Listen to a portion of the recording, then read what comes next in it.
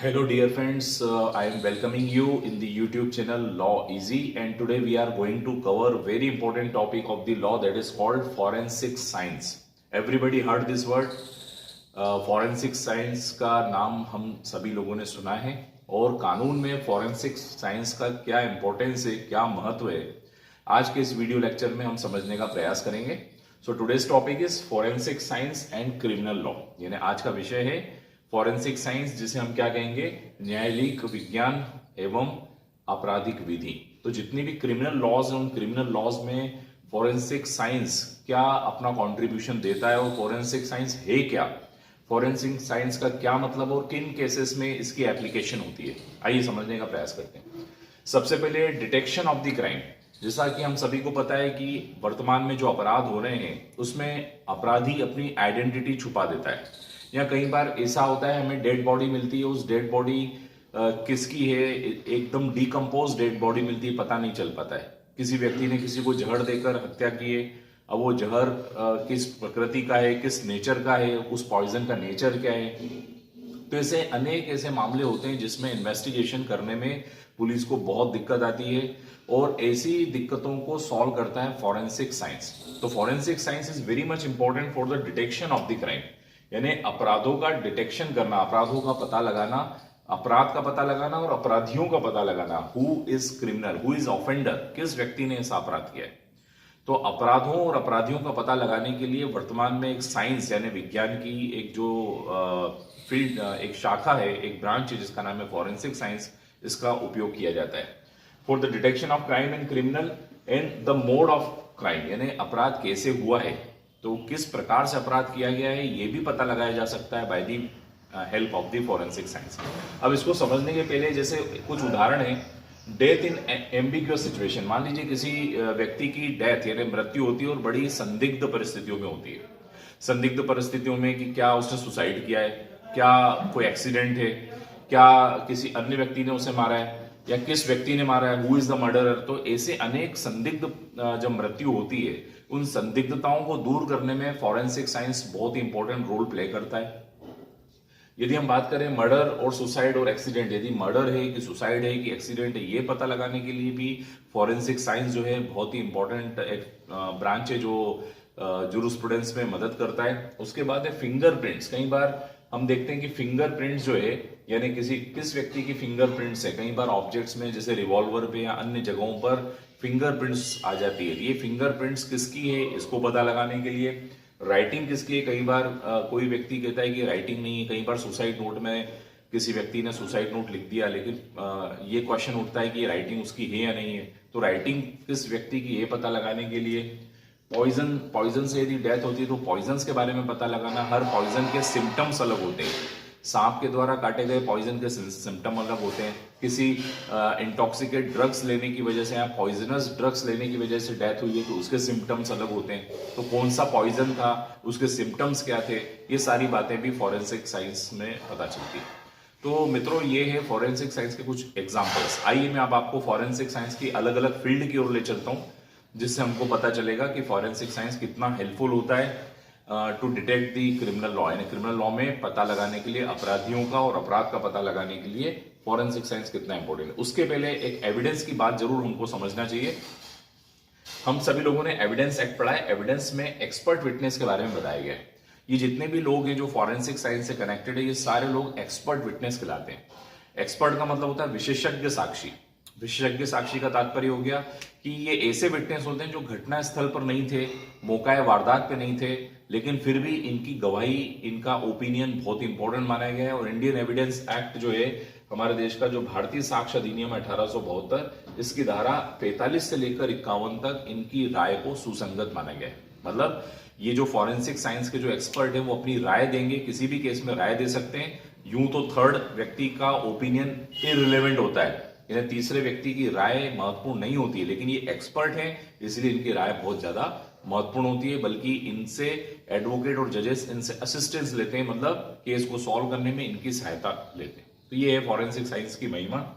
क्योंकि ये क्यों है, because they have scientific skill. इनके पास साइंटिफिक स्किल है. इन लोगों ने लंबा समय बिताया है किसी चीज में ज्ञान प्राप्त करने में, किसी चीज में एक्सपीरियंस प्राप्त करने में.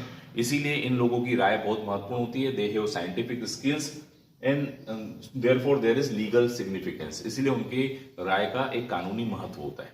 अब हम बात करते हैं फॉरेंसिक साइंस की अलग अलग ब्रांचेस की जो लॉ में हेल्प करती है। जैसे सबसे पहले हम बात करते हैं फॉरेंसिक एंथ्रोपोलॉजी।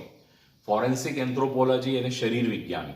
फॉरेंसिक एंथ्रोपोलॉजी का मतलब हो गया न्यायिक विज्ञान प्लस शरीर विज्ञान। तो फॉरेंसिक एंथ्रोपोलॉजी में किसी बॉडी के बारे में यदि कोई शरीर प्राप्त होता है, कॉर्पस प्राप्त होता है, तो उस कॉर्पस की एज के बारे में, जेंडर के बारे में, उसकी एज कितनी है, जेंडर कितना है, डिकम्पोज हो गया है तो कितने समय पुराना डेथ हुई होगी, ये सारी बातों का जो आकलन होता है वो एंथ्रोपोलॉजी यानी फॉरेंसिक एंथ्रोपोलॉजी से होता है। तो ये फॉरेंसिक साइंस की एक ब्रांच है जो इस बारे में बहुत काम आती है।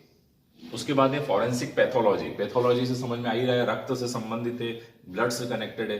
तो लेकिन फॉरेंसिक शब्द क्या आ गया, रक्त के छींटे, कई बार मर्डरर ने किसी व्यक्ति को चाकू से मारा तो उसकी जो ब्लड के जो छींटे हैं वो उसके कपड़ों पे आ गए, तो ये ब्लड उसी व्यक्ति का है या नहीं है।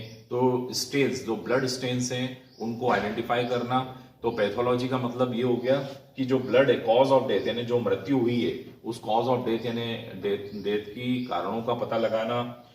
वीपन, किसी हथियार पर जो ब्लड पाया गया है क्या वही हथियार है, ये सारी बातों का पता लगाया जाता है फॉरेंसिक पैथोलॉजी से।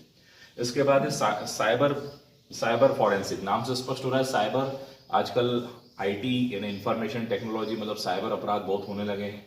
इन साइबर अपराधों को पता लगाने के लिए कुछ ऐसे एक्सपर्ट की जरूरत होती है जो टेक्नोलॉजी से ज्यादा अवगत है, जिनको नॉलेज और एक्सपीरियंस हो। तो साइबर फॉरेंसिक वाले वो व्यक्ति होते हैं जो आईटी के, इंफॉर्मेशन टेक्नोलॉजी के में एक्सपीरियंस्ड होते हैं। ये लोग साइबर क्राइम को पता लगाने के लिए who is source of the cyber crime, कौन सोर्स है साइबर अपराध का, सोर्स क्या है, उसको पता लगाने में साइबर फॉरेंसिक बहुत इंपॉर्टेंट होता है। इसके बाद है फॉरेंसिक टॉक्सिकोलॉजी। अभी टॉक्सिकोलॉजी नाम से स्पष्ट हो रहा है, मतलब ये पॉइजनस या इंटॉक्सिकेट सब्सटेंस जो होते हैं उनसे कनेक्टेड है। तो फॉरेंसिक टॉक्सिकोलॉजी में जितने भी एनडीपीएस के जो मामले होते हैं, एनडीपीएस का मतलब होता है narcotics, drugs and psychotropic substance. तो जितने पॉपिस्ट्रा की यदि हम बात कर लें, यदि हम कैनाबिस यानी भांग की बात कर लें, ओपियम यानी अफीम की बात कर लें, तो जितने भी नार्कोटिक्स और साइकोट्रॉपिक सब्सटेंस है उनके बारे में कोई क्वेश्चन अराइज होता है तो वो क्वेश्चन का सॉल्यूशन जो है वो फॉरेंसिक टॉक्सिकोलॉजी द्वारा किया जाता है। ये जो एक्सपर्ट होते हैं ये ड्रग के और पॉइजन्स के जितने भी मामले होते हैं, ड्रग्स और पॉइजन्स के मामलों को डिटेक्ट करने में इनकी राय बहुत इंपॉर्टेंट होती है। इसको फॉरेंसिक टॉक्सिकोलॉजी कहते हैं। बैलिस्टिक फॉरेंसिक, बैलिस्टिक से स्पष्ट हो रहा है, बैलिस्टिक मतलब फायर आर्म्स जितने भी होते हैं, जैसे गन हो गया, रिवॉल्वर हो गया, या कोई भी एक्सप्लोजिव मटेरियल हो गया।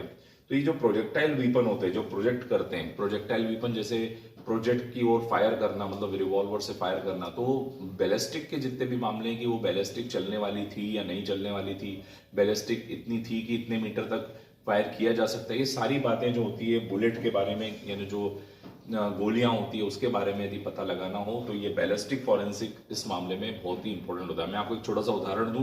एक व्यक्ति के ऊपर एलिगेशन है कि उसने इस रिवॉल्वर से किसी व्यक्ति को 2 गोली मारी। अब वो बुलेट जो है वो उस रिवॉल्वर से चलती भी है कि नहीं, उसके शरीर से मिली हुई बुलेट उस रिवॉल्वर की थी या नहीं थी, ये कौन पता लगाएगा? It will be find out by the ballistic forensic. इसके बाद है फॉरेंसिक ओंडोटोलॉजी। ये ओंडोटोलॉजी जो है इसको डेंटिस्ट्री भी कहा जा सकता है। ये दांत यानी दंत विज्ञान होता है जो फॉरेंसिक में काम आता है। मृतक के माउथ का यानी माउथ कैविटी में जो भी दांत है या अन्य जो बातें हैं उससे भी अपराधों का डिटेक्शन होता है। तो ये फॉरेंसिक ओंडोटोलॉजी या डेंटिस्ट्री जो है ये टीथ यानी टीथ से कनेक्टेड होती है या माउथ कैविटी यानी माउथ की एनाटॉमी से कनेक्टेड होती है। इसके माध्यम से भी अपराधों का पता लगाया जा सकता है। तो ये है मित्रों फॉरेंसिक साइंस और इसकी भूमिका। फॉरेंसिक साइंस की आपराधिक विज्ञान में दिन प्रतिदिन भूमिका बढ़ती जा रही है, क्योंकि जितने भी अपराधी हैं वो अपने आप को बचाने के लिए, अपनी आइडेंटिटी को छुपाने के लिए वो इस प्रकार से अपराध करते हैं ताकि वो कानून के शिकंजे से बच सकें।